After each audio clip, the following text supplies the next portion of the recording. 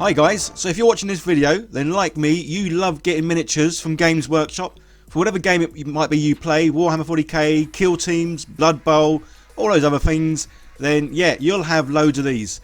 And obviously we love these, but they are pretty expensive, which kind of makes us think, well, should we get a 3D printer instead? And I know you've probably seen loads of videos about 3D printers and everyone going, yeah, you can print off 50 odd miniatures for a couple of quid each.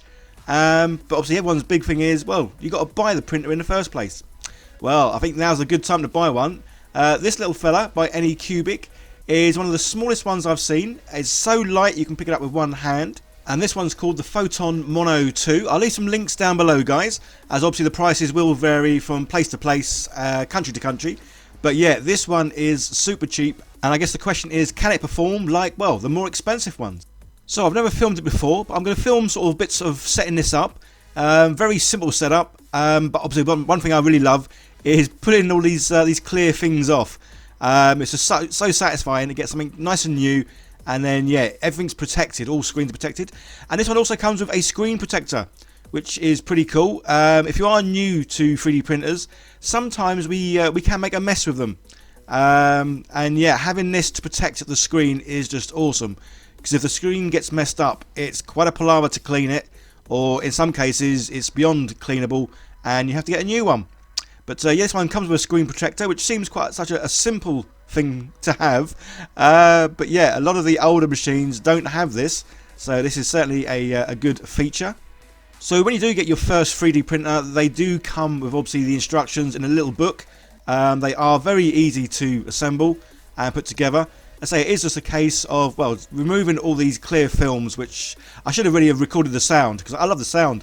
It just sounds, say, so nice to take all these sheets off.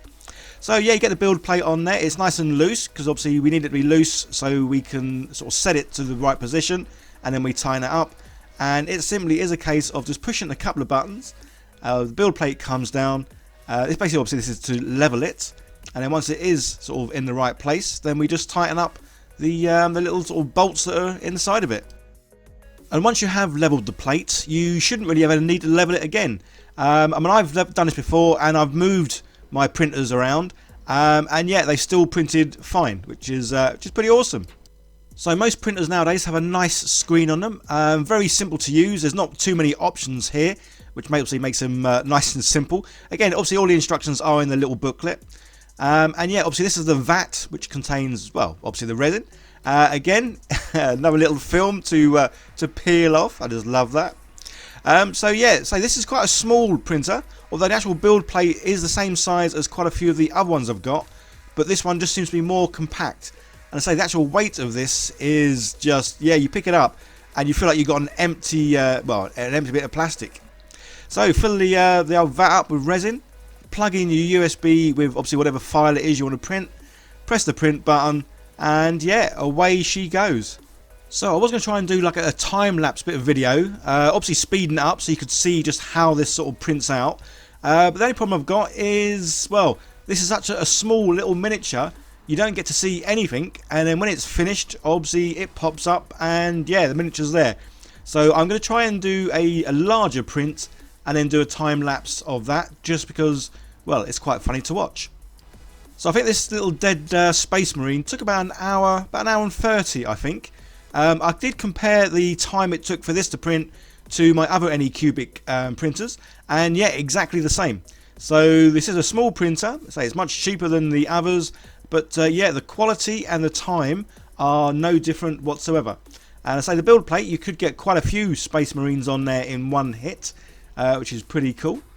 So this little file, I'm never going to leave links to where I get the files, guys, especially when obviously they are very similar to obviously the other well-known brand. But all I'll say is go and look on Cults 3D, as that's kind of where, well, there's a lot of Games Workshop stuff over there. But obviously we don't sort of leave links, because otherwise Games Workshop will be straight over there removing the things. So yeah, Cults 3D is kind of where you really want to get this this sort of look of miniature. So yeah, the supports, I put them on myself, which is why they didn't come off too bad. They're a little bit tricky underneath. But yeah, a little space marine here. Obviously this guy is dead, as he's got quite a few, well, bullet wounds in him. especially that one in the side of his head. I think that one may have been the clincher that killed him. And in regards to price, I think this dude, well, the amount of resin he took up, I don't know, maybe about 5p, I guess. So obviously this is where once you have done the initial outlay, bought yourself a 3D printer, yeah, getting miniatures is just so cheap. It's ridiculous. Yeah, so you could do a nice big army for, well, I've seen some people do like a 1,000 sort of point army for, well, about 15 quid. Which doesn't surprise me at all. And I say this printer being so much cheaper than all the others, but say the quality, yeah, I was very pleasantly surprised. Especially say when it turned up, I took it out of the box, and there was just no weight to this thing whatsoever. You kind of wonder, is there actually anything inside it that's gonna work? But yeah, he's come out really, really well. So obviously my thoughts with this, obviously painted him all in blue because, well, Space Marines, that seems to be their colour. But as he's dead, I wanted it to look like he's been there a while and dead. So I'm using the Dirty Down Rust. You'll have seen me use this in a recent video on some wall panels. And yeah, amazing stuff. Works really, really well. So I thought I'd have a go at doing it again on this chap. So with the rust, obviously the actual bottle itself, like most paints, you really need to shake it within an inch of its life. There's a ball in there, so it will mix up nice and well. And then hold the bottle for a little bit, just sort of warm it up a tad.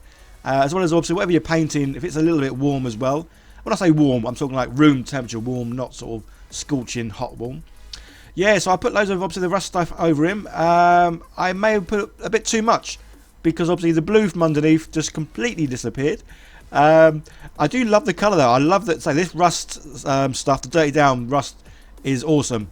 So go and check the video out, guys, because it worked really, really well. But I think obviously in this case it kind of worked too well. And I probably should have dabbed quite a lot of it off. But that's fine. So I am now just going over and, well, sort of repainting it. But rather than obviously doing sort of big solid colours, I'm just doing, well, little bits here and there. There probably is a term for this kind of painting. But guys, as you know me, I'm no good with terms. Yeah, I've got a memory like a sieve, so I forget things anyway. I think it's stippling. That just suddenly came to mind. Is this called stippling? Maybe, maybe not. Let me know in the comments, guys, if there is a term for this type of painting where you are just sort of doing little dabby bits. Because I'm sure dabby bits isn't the correct term. But yeah, so basically I've gone over the whole of him. This is where I really do love painting now. Whereas before, I would have looked at this, especially after I'd like put the rust effect on and thought, I've ruined it. Whereas now, because I've watched a lot of other painters do a whole variety of techniques. And obviously this is one. So I'm sure stippling is the word.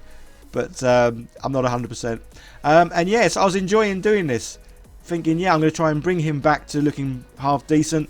And making it look like, obviously, the paint on this dude's armour has obviously rusted away. Which is where the rust has all come through. And then the bits of paint that are still there are, well, flaky, I guess. Just to say, guys, this video is sponsored by Anycubic. But like any of the videos that I do that are sponsored, I'm never told what to say. So anything I do say is, well, it's kind of like how I've got on with whatever product or paint or whatever it is I get sent. Yeah, everything I say is, well, is my words. And I've used a variety of Anycubic printers over the last 2.5 years. I think I've been using the 3D printers. And yeah, never really had any complaints whatsoever. As I say, definitely is an entry level 3D printer. Yeah, this one is definitely one worth having a look at. So I was certainly enjoying this kind of painting, say the old like dabbing on or stippling on or whatever this is called. Yeah, so I'm just adding some sort of silver bits here and there just to make it again look like the his metal's been worn, scuffed, scratched, all the rest of it. So yeah, I am actually, check out my next video, guys. I'm going to be painting an orc boss up, or an orc knob, who are madam. And it's one that I've similarly painted about 7 months ago, when I first started doing the old slap chop paint technique. But I'm repainting a new one, and I'm going to be adding some new techniques that I've kind of like learned along the way in the past months. So yeah, so you'll be able to see how my painting's improved in the last 7 months. And I think a big part of this is the fact that I enjoy painting so much now. And yeah, that really does sort of show through in how the difference between my painting. And now I'm just waffling, so I'm going to stop waffling, get back to the video. And yeah, as you can see, just adding in more sort of scuff, scratch marks. yeah, really pleased with how this little dude came out. So a simple little dude. I just wanted a fun one to paint up, and obviously to try out printing, because obviously I wanted to see how the printer came out, as well as having a Space Marine. Well, initially I was looking for a drunk Space Marine, but this one kind of came up and I thought, yeah, I'll use him. So yeah, the Dirty Down rust, I've got a few of them. I've got also the normal sort of looking brown rust. I've got a yellow rust, which is what I'm using here. I just thought the yellow would look quite cool for the puncture wounds, as obviously he's been shot by some sort of gun, so the metal would be a bit sort of like hot to look, or just a warmer colour. So yeah, using a bit of yellow rust. But I've also got a moss looking Dirty Down rust, as well as the old verdigris. So looking forward to trying them out as well.